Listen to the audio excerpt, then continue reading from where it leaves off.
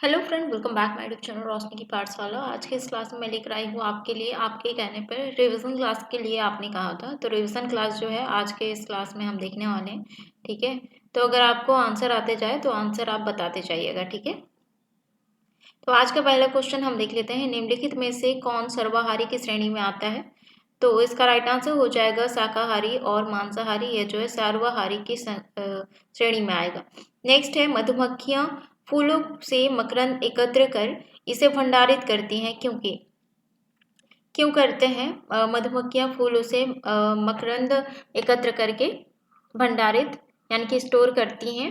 किस लिए करती हैं? तो इसका राइट आंसर हो जाएगा, फूल और उनका मकरंद जो है वर्ष में केवल कुछ समय ही उपलब्ध होते हैं, इसलिए जो है मधुमक्खियां वे क्या करती हैं, स्टोर करती हैं या भंडारित करती हैं। नेक्स्ट क्वेश्चन है, मधुमक्खियों द्वारा इकट्ठा किया गया भोजन है। तो मधुमक्खियों द्वारा इकट्ठा किया गया भोजन कौन सा है? मकरंद यानी कि शहद है। नेक्स्ट क्वेश्चन है, निम्नलिखित में से किस पौधे के फल को बीजों सहित आहार के रूप में काम में ले लेते हैं?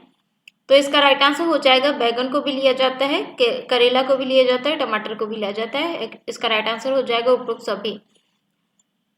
नेक्स्ट क्वेश्चन है, सर्वाहारी जंतु है, सर्वाहारी जंतु कौन सा है? कौवा है। नेक्स्ट क्वेश्चन है, आलू के पौधे का भोजन के रूप में उपयोग भाग है। तो आलू का जो भोजन है, मैं पहले बताया था, ये जो है कंफ्यूज किया जाता है, क्योंकि आलू जो है जमीन के अंदर होता है, तो किसी किसी को लगता है जड़ है या राइजोम है। ठीक है, तो ऐसे जो है डाउट होता है। ठीक है, मिट्टी के अंदर उगता है, लेकिन आलू को जो है भूमिगत तना कहा जाता है। ठीक है, आलू को क्या कहा जाता है? भूमिगत तना। ठीक है, ये आपको याद रखना है। तो इसका राइट आंसर हो जाएगा ऑप्शन ए। गिलहरी है, तो गिलहरी क्या है फ्रेंड? गिलहरी जो है वो क्या है? शाकाहारी है। ठीक है, नेक्स्ट क्वेश्चन है, पनीर किसका उत्पाद है? पनीर जो है किसका उत्पाद है? दूध का। नेक्स्ट क्वेश्चन है, सरसों की पत्तियों का योग किस रूप में किया जाता है? तो सरसों की पत्तियों का योग जो है किस रूप में किया जाता है? उपयोग। तो इसका राइट आंसर हो जाएगा साग। नेक्स्ट क्वेश्चन है, भोजन के मुख्य स्रोत हैं। भोजन के मुख्य स्रोत कौन से हैं? पेड़ और जंतु। पौधे के कौन कौन से भाग सामान्यतया भोजन के रूप में प्रयुक्त होते हैं? तो इसका राइट आंसर हो जाएगा जड़, तना, फल, ये सभी जो है तो फ्रेंड इसमें इस चैनल में जो है यानी कि इस क्लास में हम 100 क्वेश्चन देखने वाले हैं। ठीक है, इजी भी है और मॉडरेट भी है, तो ये जो है सारे क्वेश्चन जो है इंपॉर्टेंट है। ठीक है, इजी है करके इजी है नहीं पूछा जाएगा ऐसे करके मत पढ़ना। सारे क्वेश्चन जो है आपको पढ़ने हैं, इजी भी पढ़ने हैं और हार्ड भी पढ़ने हैं। ठीक है, सभी तरीके का जो है क्वेश्चन आपको पूछा जाएगा। ठीक है, स्पेसिफिक पूछा नहीं जाता है कभी भी। ठीक है, तो आपको सब पढ़ना है। फ्रेंड, अगर आप मेरे चैनल में पहली बार आए हैं तो चैनल को जरूर सब्सक्राइब करिए, साथ ही बेल आइकन को प्रेस कीजिए ताकि आने वाली वीडियो का नोटिफिकेशन आपको मिलता रहे। और वीडियो को जरूर लाइक कर दीजिएगा और शेयर जरूर कर दीजिएगा, जो एग्जाम की तैयारी करें उनके लिए भी हेल्पफुल होगा। और टेलीग्राम ग्रुप में आपने नहीं जुड़ा है तो टेलीग्राम ग्रुप में भी आप जुड़ सकते हैं, उसमें आपको पीडीएफ मिल जाता है फ्री आपके तैयारी के लिए। और आपने प्रीवियस क्लासेस नहीं देखा है तो जाकर प्लेलिस्ट में जरूर देख लीजिएगा। प्लेलिस्ट जो है परिचारक प्रवेश परीक्षा परिचारक परीक्षा के नाम पर जो है बनाया गया है। ठीक है, नेक्स्ट क्वेश्चन हम देख लेते हैं, निम्नलिखित में से कौन सा भोजन के या फिर कौन से जो है भोजन के पोषक तत्वों में सम्मिलित हैं? तो भोजन के पोषक तत्वों में क्या क्या सम्मिलित है? खनिज लवण, विटामिन, और इसमें बोला रहा है रेसे। क्या रेसे खाते हैं अपन या पोषण तत्व में सम्मिलित होता है? नहीं होता है ना, तो इसका राइट आंसर हो जाएगा ऑप्शन बी। ठीक है, नेक्स्ट क्वेश्चन हम देख लेते हैं, कार्बोहाइड्रेट के विभिन्न प्रकार के संदर्भ में निम्नलिखित पर विचार कीजिए। तो इसमें कहा जा रहा है उपयुक्त में से कौन सा कार्बोहाइड्रेट का प्रकार नहीं है? कार्बोहाइड्रेट का प्रकार कौन सा नहीं है? देखिएगा, शुगर और स्टार्च जो है कार्बोहाइड्रेट का प्रकार है। ठीक है, लेकिन अमीनो एसिड जो है प्रकार नहीं है कार्बोहाइड्रेट का। ठीक है, ये आपको याद रखना है। तो इसका राइट आंसर हो जाएगा 2 और 3। ठीक है, नेक्स्ट क्वेश्चन हम देख लेते हैं, वसा भोजन का एक महत्वपूर्ण घटक है। वसा के संदर्भ में निम्नलिखित कथनों पर विचार कीजिए। तो भोजन में वसा की मात्रा अत्यधिक मोटापे का कारण बनती है। क्या ये सच है? हाँ, मोटापे का कारण तो बनती है। और वसा शरीर को ऊर्जा प्रदान करती है। तो वसा जो है ऊर्जा भी प्रदान करती है और वसा की तुलना में कार्बोहाइड्रेट की समान मात्रा में हमें अधिक ऊर्जा प्राप्त होती है। देखिएगा, शरीर जो है, शरीर का अतिरिक्त ऊर्जा जो है, अतिरिक्त ऊर्जा को जो है शरीर क्या करता है, वसा के रूप में वो क्या करता है, संचित कर लेता है, स्टोर कर लेता है। ठीक है, तो इसलिए जो है वसा शरीर को ऊर्जा प्रदान करती है। और भोजन के मुख्य घटक की अगर हम बात करें, मुख्य घटक जो है कार्बोहाइड्रेट और जो है वसा होते हैं। ठीक है, भोजन के मुख्य घटक, ऐसा क्वेश्चन पूछा जाए तो। और तो दोनों जो है भोजन में वसा की मात्रा अत्यधिक होने पर जो है मोटापे का कारण बनती है, ये भी सही है। वसा शरीर को ऊर्जा प्रदान करती है, हाँ करती है। वसा की तुलना में कार्बोहाइड्रेट की समान मात्रा में हमें अधिक ऊर्जा प्राप्त होती है, तो जो है सही है। ठीक है, यानी कि अगर हम कहें कि हमारे शरीर में वसा से कितना जो है एनर्जी मिलती है, ऊर्जा मिलती है, तो वसा से जो है 25% मिलती है। और कार्बोहाइड्रेट से अगर हम बोले, कार्बोहाइड्रेट से मिलता है 55 से 75% ऊर्जा हमारे शरीर में मिलती है। ठीक है, तो इसका राइट आंसर क्या हो जाएगा? 1, 2, 3 सभी। नेक्स्ट है, पोषक तत्वों के अलावा जल भी भोजन का हिस्सा होता है। इस रूप में जल के संदर्भ में निम्नलिखित कथनों पर विचार कीजिए। तो इसका राइट आंसर हो जाएगा, जल भोजन में उपस्थित पोषकों को अवशोषित करने और मूत्र तथा पसीने के रूप में अवशिष्ट या अपशिष्ट पदार्थों को शरीर से बाहर निकालने में सहायता करती है। ठीक है, तो इसका राइट आंसर हो जाएगा ऑप्शन बी। नेक्स्ट क्वेश्चन है, कुट का प्रयोग सही उत्तर चुनिए। तो कुट का प्रयोग करके जो है सही उत्तर हमको चुनना है। तो इसमें जो है विटामिन दिए हैं, उससे होने वाले रोग दिए हैं। ठीक है, विटामिन ए से जो है कौन सा रोग होता है? तो इसका राइट आंसर हो जाएगा दृष्टिहीनता। और विटामिन B1 से कौन सा रोग होता है? विटामिन B1 से कौन सा रोग होता है? तो उसका बेरी रोग। ठीक है, और विटामिन सी से होता है स्कर्वी, विटामिन डी से होता है रिकेट्स। ठीक है, तो इसका राइट आंसर हो जाएगा 3, 1, 4, 2। तो इसका राइट आंसर है ऑप्शन सी। नेक्स्ट क्वेश्चन है, निम्नलिखित युग्मों का विचार कीजिए। तो इसमें जो है खनिज और अभावजन्य रोग दिया गया है। तो कैल्शियम से जो है कैल्शियम की कमी से कौन सा रोग होता है? कैल्शियम की कमी से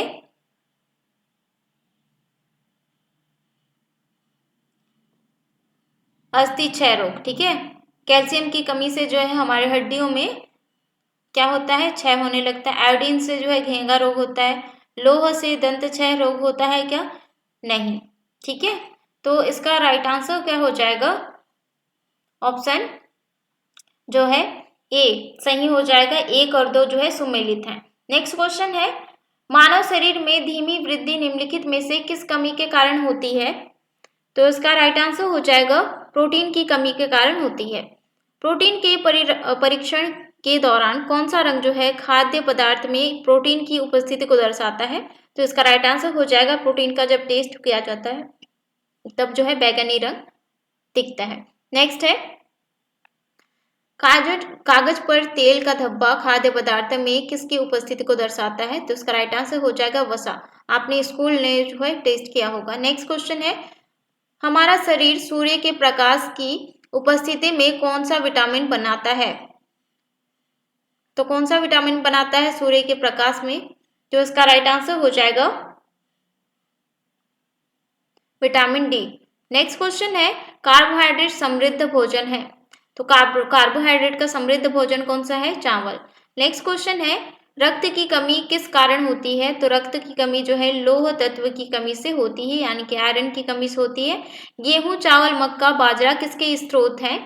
तो किसके स्रोत हैं? तो उसका राइट आंसर हो जाएगा कार्बोहाइड्रेट के मुख्य स्रोत हैं। नेक्स्ट है, स्कर्वी रोग होता है। स्कर्वी रोग जो है विटामिन सी की कमी से होता है। रुक्षांश की आवश्यकता होती है। तो रुक्षांश की आवश्यकता कब होती है? शरीर से जो है मल त्याग में सुविधा के लिए आवश्यकता होती है। नेक्स्ट क्वेश्चन है वसा का स्रोत है, तो वसा का स्रोत कौन सा है फ्रेंड? तेल है। नेक्स्ट है प्रोटीन का स्रोत है, तो प्रोटीन का स्रोत कौन सा है? दूध है, घी है और दालें हैं। ठीक है, तो प्रोटीन के स्रोत हैं, तो उसका राइट आंसर हो जाएगा ऑप्शन डी। कवक की कोशिका भित्ति बनी होती है, तो यानी कि फंगस का जो कोशिका भित्ति सेल वॉल बना होता है, किससे बना होता है? काइटिन का बना होता है। नेक्स्ट क्वेश्चन है निम्नलिखित में से कौन से खाद्य पदार्थों में नाइट्रोजन है? तो कौन से खाद्य पदार्थ में नाइट्रोजन है? तो इसका राइट आंसर हो जाएगा प्रोटीन में। नेक्स्ट है प्रोटीन में नाइट्रोजन कैसे होगा? प्रोटीन में जो है प्रोटीन जो है पॉलीमर होता है अमीनो एसिड का। ठीक है, यानी कि बहुत सारे अमीनो एसिड्स मिलकर जो है वो क्या बनाते हैं? प्रोटीन बनाते हैं। अमीनो एसिड्स में जो है आप उसका केमिकल स्ट्रक्चर देखेंगे तो जो है N होता है इसमें, यानी कि नाइट्रोजन होता है।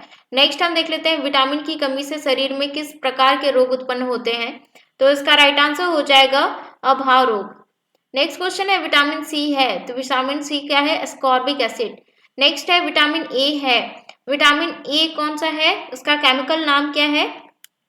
तो इसका राइट आंसर हो जाएगा रेटिनॉल है। नेक्स्ट है विटामिन बी के अभाव से कौन सा रोग होता है? तो विटामिन बी के अभाव से कौन सा रोग होता है? तो इसका राइट आंसर हो जाएगा बेरी बेरी रोग। नेक्स्ट क्वेश्चन है रात्रि का अंधापन किसकी कमी से होता है? तो इसका राइट आंसर हो जाएगा विटामिन ए। स्टार्च को माल्टोज में परिवर्तन करने वाला एंजाइम है, तो कौन सा है? एमाइलेज। ठीक है, एमाइलेज जो है वो क्या करता है? स्टार्च को मोनोमर्स में यानी कि ग्लूकोज में वो तोड़ देता है। ठीक है, सिंपल शुगर में स्टार्च को क्या करता है? स्टार्च जो है वो क्या है? पॉलीसेकेराइड है ना। ठीक है, तो उसको क्या कर लेता है? उसको जो है शुगर में, नॉर्मल शुगर में जो है, सिंपल शुगर में वो तोड़ देता है एमाइलेज एंजाइम। ठीक है, एमाइलेज एंजाइम का जो है इंडस्ट्रियल यूज है, बहुत सारा इंडस्ट्रीज में यूज किया जाता है। नेक्स्ट हम देख लेते हैं भोजन में आयोडीन की कमी उत्पन्न करती है। भोजन में आयोडीन की कमी उत्पन्न करती है, क्या होता है? इसका राइट आंसर हो जाएगा घेंगा रोग। ठीक है, नेक्स्ट हम देख लेते हैं विटामिन सी की कमी से उत्पन्न रोग कौन सा है? स्कर्वी है। नेक्स्ट क्वेश्चन है विटामिन डी की कमी से उत्पन्न रोग कौन सा है? रिकेट्स है, हड्डी वाला बीमारी। निम्न में से किस विटामिन में धातु परमाणु है? तो धातु परमाणु किसमें है? तो इसका राइट आंसर हो जाएगा विटामिन B12 में। नेक्स्ट क्वेश्चन है निम्न में से किस विटामिन में धातु परमाणु है? ये जो है रिपीट हुआ है। ठीक है, तो इसका राइट आंसर हो जाएगा विटामिन B12। स्टार्च बहुलक है, स्टार्च बहुलक किसका है? तो इसका राइट आंसर हो जाएगा, स्टार्च जो है किसका बहुलक है? मैंने कहा था पॉलीमर है, तो इसका राइट आंसर हो जाएगा ग्लूकोज का है। ठीक है, बहुत सारे ग्लूकोज मिलकर जो है स्टार्च बनाते हैं, यानी कि ग्लूकोज का बहुलक स्टार्च है। सनशाइन विटामिन इस विटामिन को कहते हैं, तो किसको कहा जाता है? विटामिन डी को। नेक्स्ट क्वेश्चन है निम्न में से किस में कोबाल्ट होता है? तो विटामिन B12 के स्ट्रक्चर में जो है आप केमिकल स्ट्रक्चर देखते हैं तो उसमें जो है कोबाल्ट होता है। ठीक है, नेक्स्ट हम देख लेते हैं निम्न में से किस विटामिन की कमी से मनुष्य नपुंसक हो जाता है? तो इसका राइट आंसर हो जाएगा विटामिन ई। विटामिन ई को ब्यूटी विटामिन भी कहा जाता है। नेक्स्ट क्वेश्चन है सिरके में पाया जाता है, सिरके में क्या पाया जाता है? तो इसका राइट आंसर हो जाएगा एसिटिक एसिड। नेक्स्ट क्वेश्चन है निम्न में से किस विटामिन की कमी से बहते हुए रक्त को रोकने की क्षमता कम हो जाती है? तो इसका राइट आंसर हो जाएगा विटामिन के। ठीक है, विटामिन के यानी कि रक्त को रोकने की क्षमता जो है वो कम हो जाती है इसकी कमी से। ठीक है, यानी कि थक्का जो है क्या हो जाता है? नहीं जमता है। नेक्स्ट है धागा पतले तंतुओं से मिलकर बना होता है, यानी कि धागा जो है पतले तंतुओं से मिलकर बना होता है। इन तंतुओं के संदर्भ में निम्नलिखित कथनों में कौन सी सही नहीं है? तो रुई जो है, रुई और जूट जैसे तंतु पादपों के से प्राप्त किए जाते हैं, तो हाँ प्राप्त किए जाते हैं। रुई और जूट जो है प्लांट से प्राप्त होते हैं। ठीक है, और जूट नारियल का बाहरी आवरण होता है, तो जूट जो है बाहरी आवरण नहीं होता है। ठीक है, नारियल का। और रेशम तंतु रेशम कीट के कोकून से खींचा जाता है, ये सही है। ऊन तथा रेशम जंतुओं से प्राप्त होते हैं, ऊन तथा रेशम जो है जंतु से प्राप्त होते हैं, ये भी सही है। तो इसका राइट आंसर हो जाएगा ऑप्शन बी। ठीक है, ये कथन जो है सही नहीं है। नेक्स्ट है निम्नलिखित पर विचार कीजिए। फ्लैक्स, पॉलिएस्टर, नायलॉन, एक्रिलिक और रेशम, ये जो है तंतु का उदाहरण है, या यानी कि संश्लेषित तंतु का उदाहरण है? कौन कौन सा है? तो इसका राइट आंसर हो जाएगा ऑप्शन बी 2 3 4। 2 3 4 जो है क्या है?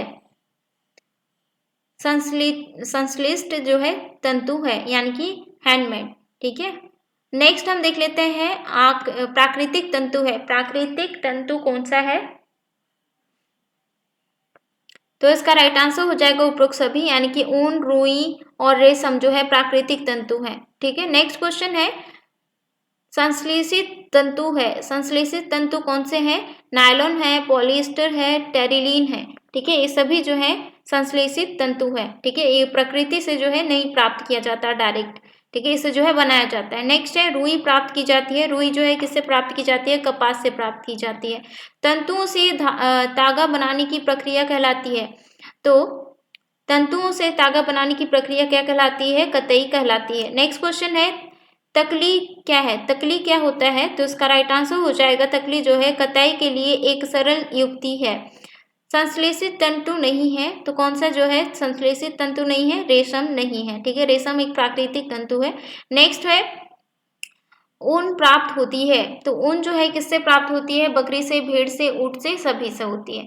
नेक्स्ट क्वेश्चन है रुई है। रुई क्या है? तो इसका राइट आंसर हो जाएगा कपास से प्राप्त प्राकृतिक रेशा है। लोगों को व्यवस्थित करके वस्त्र बनाने की प्रक्रिया है। लोगों को व्यवस्थित करके वस्त्र बनाने की प्रक्रिया कौन सी है? बुनाई है। नेक्स्ट क्वेश्चन है चरखा। चरखा के संदर्भ में सत्य कथन है। तो चरखा से कताई की जाती है। चरखा को महात्मा गांधी ने प्रसिद्ध बनाया। चरखे से प्राकृतिक रेशों की कताई की जाती है। तो ये जो है सभी सही है। तो इसका राइट आंसर हो जाएगा ऑप्शन डी। निम्नलिखित पर विचार कीजिए। ऑक्सीजन, सिरका, मिट्टी का तेल, नींबू का रस, ये जो है जल में विलय होते हैं। तो कौन सा जो है जल में विलय होता है? ऑक्सीजन, सिरका, मिट्टी का तेल या नींबू का रस, कौन सा होता है?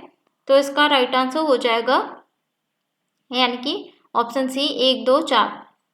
मिट्टी का तेल जो है पानी में विलय नहीं होता। नेक्स्ट क्वेश्चन हम देख लेते हैं। निम्नलिखित पर विचार कीजिए। हाथ की हथेली, तेल लगा कागज, गत्ते का डिब्बा, कांच।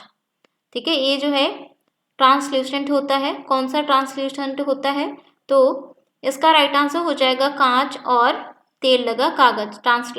यानी कि ट्रांसपेरेंसी होती है उसमें। ठीक है, तो इसका राइट आंसर हो जाएगा 2 और 4, ऑप्शन डी। नेक्स्ट क्वेश्चन है निम्न में से धातु है। तो इनमें से धातु कौन सा है फ्रेंड? तो इसका राइट आंसर हो जाएगा उपरोक्त सभी। लोहा, तांबा, एल्युमिनियम। निम्न में से विद्युत का कुचालक है। विद्युत का कुचालक कौन सा है? लोहा, तांबा, लकड़ी, सोना। तो लकड़ी जो है विद्युत का कुचालक है। नेक्स्ट क्वेश्चन है भिन्न पदार्थ को अलग करो। भिन्न पदार्थ को अलग करो। तो इसमें जो है तांबा धातु, चांदी, लोहा, एल्युमिनियम, सोना, और जो है चांदी और लोहा, लकड़ी, प्लास्टिक। ठीक है, तो ये जो है इसका राइट आंसर हो जाएगा भिन्न पदार्थ को अलग करने में से इसका राइट आंसर ऑप्शन सी हो जाएगा। नेक्स्ट है पानी की अवस्था है। पानी की अवस्था क्या होती है? ठोस भी होती है, द्रव भी होती है, गैस भी होती है। ठीक है, ये तीनों अवस्था में हो सकती है पानी। ठीक है, नेक्स्ट हम देख लेते हैं कोमल पदार्थ है। तो कोमल पदार्थ कौन सा है? लकड़ी, धातु, रुई, स्पंज, या फिर पत्थर, लोहा, या उपयुक्त सभी। तो इसका राइट आंसर हो जाएगा रुई और स्पंज। नेक्स्ट है कठोर पदार्थ है। कठोर पदार्थ कौन सा है? पत्थर है। नेक्स्ट क्वेश्चन है धातु के लक्षण है। तो धातु के लक्षण कौन से हैं? ताप की चालकता, विद्युत की चालकता, धातु प्रकृति, सामान्य, कठोर। ठीक है, तो इसका राइट आंसर हो जाएगा ऑप्शन डी। विलय पदार्थ है। विलय पदार्थ कौन से हैं? क्या रेत विलय होता है? नहीं। बजरी नहीं। नमक हाँ होता है पानी में विलय, पत्थर नहीं होता। तो इसका राइट आंसर हो जाएगा ऑप्शन सी। अविलय पदार्थ है। अविलय पदार्थ कौन सा है? रेत। ठीक है, रेत जो है अविलय पदार्थ है। पारभासी पदार्थ है। पारभासी पदार्थ कौन सा है? कांच। कांच और जो है तेल लगा कागज। नेक्स्ट क्वेश्चन हम देख लेते हैं।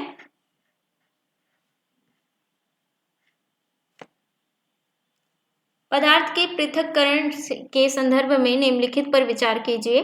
पदार्थ के पृथक्करण में यानी कि सेपरेशन के संदर्भ में विचार कीजिए।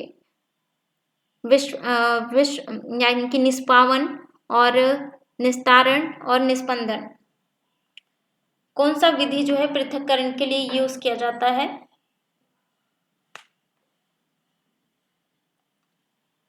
तो इसका राइट आंसर हो जाएगा तीनों विधि, यानी कि ऑप्शन डी इसका राइट आंसर हो जाएगा। नेक्स्ट क्वेश्चन है, पृथक्करण की विधियों के प्रयोग के संदर्भ में निम्नलिखित में से कौन सा कथन सही नहीं है? यानी कि पृथक्करण के लिए जो विधि वो प्रयोग किया जाता है उसके संदर्भ में कौन सा कथन सही नहीं है? तो इसका राइट आंसर हो जाएगा वाष्पन की विधि का प्रयोग जो है द्रव में घुले ठोस को पृथक करने में किया जाता है। ठीक है, यानी कि वाष्पन की विधि का प्रयोग जो है किसके लिए किया जाता है? द्रव में घुले ठोस पदार्थ को पृथक करने के लिए किया जाता है। ठीक है, पृथक्करण की विधियों के प्रयोग के संदर्भ में निम्नलिखित में से कौन सा कथन सही नहीं है? ऑप्शन डी इसका राइट आंसर हो जाएगा। नेक्स्ट क्वेश्चन है, जिस विलयन में कोई पदार्थ एक सीमा के बाद और अधिक न घोला जा सके ऐसा विलयन निम्नलिखित में से क्या कहलाता है? तो ऐसा विलयन कौन सा कहलाएगा? संतृप्त विलयन। ठीक है,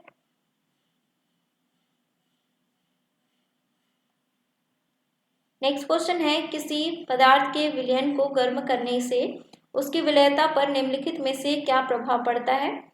तो इसका राइट आंसर हो जाएगा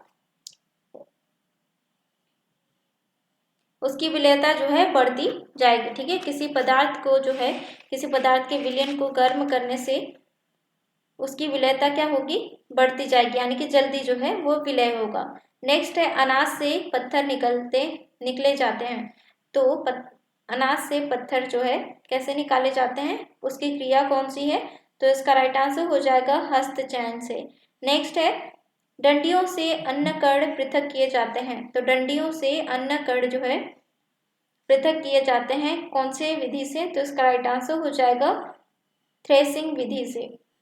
आटे में से कचरा या तूस निकालने चाहते हैं। तो आटे में से कचरा निकालने का जो विधि है वो क्या कहलाता है? चालन से। नेक्स्ट क्वेश्चन है, चाल में अघुलनशील अशुद्धियों की तल्ली में बैठ के प्रक्रम को कहते हैं। तो उसको क्या कहा जाता है? अवसादन कहा जाता है। नेक्स्ट है, वाष्प को जल में परिवर्तित करने को प्रक्रम को कहते हैं। तो उसको क्या कहा जाता है? वाष्प को जल में परिवर्तित करने के प्रक्रम को। तो इसका राइट आंसर हो जाएगा संघनन कहलाता है। नेक्स्ट है, जल के वाष्प बनने के प्रक्रम को कहते हैं। तो जल के वाष्प बनने के प्रक्रम को क्या कहा जाता है? तो इसका राइट आंसर हो जाएगा वाष्पन कहा जाता है। जल में एक सीमा से अधिक नमक घोला जाए तो विलयन होगा। तो विलयन जो है क्या होगा? जब एक अधिक सीमा से जो है नमक आप पानी में डाल रहे हैं तो तब क्या होगा उसमें? तो उसका राइट आंसर हो जाएगा अति संतृप्त हो जाएगा, यानी कि उसमें जो है ज़्यादा अगर आप क्वांटिटी ज़्यादा करते हैं तो वो जो है अति संतृप्त हो जाएगा, यानी कि नहीं घुलेगा। असादित मिश्रण से जल उडेलने की प्रक्रिया है। तो असादी मिश्रण से जल उडेलने की क्रिया कौन सी है? तो इसका राइट आंसर हो जाएगा निस्तारण। नेक्स्ट है, निष्पावन की क्रिया होती है। तो निष्पावन की क्रिया जो है क्या होती है? किससे होती है? तो इसका राइट आंसर हो जाएगा वायु के झोंकों से। नेक्स्ट है, नमक प्राप्त किया जाता है। नमक प्राप्त जो है वाष्पन विधि के थ्रू किया जाता है। नेक्स्ट है, द्रवों का मुख्य गुण है। तो द्रवों का मुख्य गुण क्या होता है? तो इसका राइट आंसर हो जाएगा प्रत्यास्था। नेक्स्ट है, यदि ताप बढ़ जाए तो प्रत्यास्था गुणांकों का मान क्या हो जाता है? तो इसका राइट आंसर हो जाएगा स्थिर रहता है। ताप बढ़ने से किसी द्रव का स्पर्श होता है। ताप बढ़ाने से किसी द्रव का स्पर्श कोण क्या होता है? तो इसका राइट आंसर हो जाएगा बढ़ जाता है। नेक्स्ट है, गैस के अणुओं की गतिज ऊर्जा किस ताप पर शून्य होती है? तो किस ताप पर शून्य होती है गैस के अणुओं की गतिज ऊर्जा? तो इसका राइट आंसर हो जाएगा -273 डिग्री सेल्सियस में होती है। पृथ्वी पर वायुमंडल निम्न में से किसके कारण होता है? तो पृथ्वी पर वायुमंडल किस कारण होगा? वायु के कारण होगा। बांध के नीचे की दीवारें मोटी बनाई जाती है। क्यों मोटी बनाई जाती है? क्यों बनाई जाती है मोटी? तो इसका राइट आंसर हो जाएगा, गहराई बढ़ने के साथ जो है द्रव का दाब क्या हो जाता है? बढ़ता है, इसलिए मोटी बनाई जाती है। साबुन को जल में घोलने पर जल का पृष्ठ तनाव क्या हो जाता है? पृष्ठ तनाव जो है घट जाती है। नेक्स्ट है न्यूनतम संभव ताप है। तो न्यूनतम संभव ताप कौन सा है? तो इसका राइट आंसर हो जाएगा -73 डिग्री सेल्सियस जो है न्यूनतम संभव ताप है। औजारों में लोहे के फलक में बने वलय में जो है लकड़ी का हत्था लगाने के लिए फलक के वलय वाले हिस्से को गर्म किया जाता है। गर्म करने वलय में निम्नलिखित में से क्या परिवर्तन होता है? तो उसमें जो है फलक को जब गर्म करेंगे तो उसमें क्या होगा? उसमें परिवर्तन क्या होगा? तो इसका राइट आंसर हो जाएगा, उसका आकार जो है क्या हो जाएगा? बढ़ जाएगा। नेक्स्ट है निम्नलिखित पर विचार कीजिए। गुब्बारे का फूटना, दूध का दही बनना, नमक का पानी में घुलना और कुम्हार द्वारा मिट्टी के ढेर को बर्तन में बदलना। तो ये क्या हो जाता है? उत्क्रमित यानी कि रिवर्स्ड किए जा सकते हैं। कौन सा जो है कार्य जो है वो रिवर्स किया जाता है, यानी कि दोबारा फिर से बनाया जा सकता है।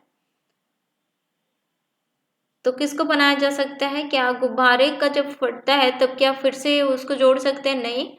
दूध का दही यानी कि दही बनने के बाद फिर से दूध बना सकते हो? नहीं बना सकते। नमक का पानी में घुलना और कुम्हार द्वारा मिट्टी के ढेर को बर्तन में क्या करना?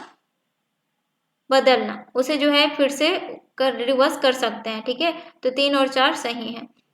उत्क्रमित परिवर्तन है, तो उत्क्रमित परिवर्तन कौन सा है?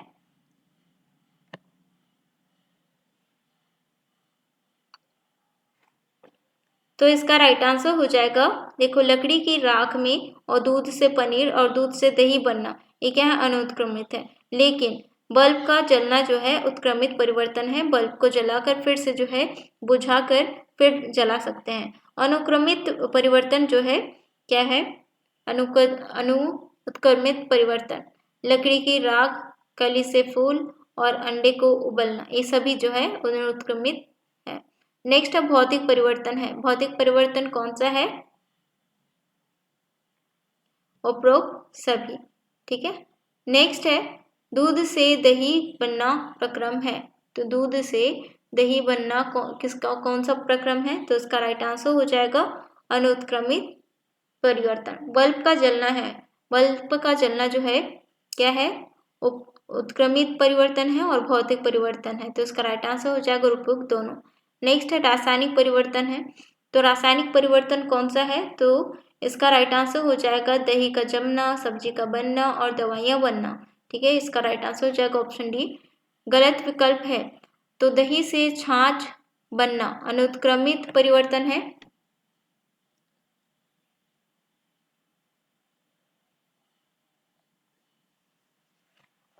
और दूध से चाय बनाना रासायनिक परिवर्तन है। बल्ब का जलना रासायनिक परिवर्तन है। तो बल्ब का जलना रासायनिक परिवर्तन नहीं है। ठीक है, ये भौतिक परिवर्तन है। तो इसका राइट आंसर हो जाएगा ऑप्शन सी। तो ये था आज का इम्पोर्टेंट रिवीजन के क्वेश्चन आंसर। ठीक है, जो साइंस से रिलेटेड है। अगर आपको आज का क्लास कैसा लगा, ऐसे ही डेली अगर आप रिवाइज करना चाहते हैं सारे क्लासेस, तो वीडियो को जरूर लाइक कीजिए और कमेंट कीजिएगा अगर आपको फिर से जो है रिवीजन का क्लास चाहिए। तभी जो है मैं दूसरा रिवीजन का क्लास लेकर आऊँगी। ठीक है, तो आज का क्लास कैसा लगा कमेंट करके जरूर बताएं। अगर ऐसे ही इंपॉर्टेंट क्लासेस देखना चाहते हैं तो वीडियो को जरूर लाइक कीजिए, ज़्यादा से ज़्यादा शेयर कीजिए। मिलते हैं नेक्स्ट वीडियो में।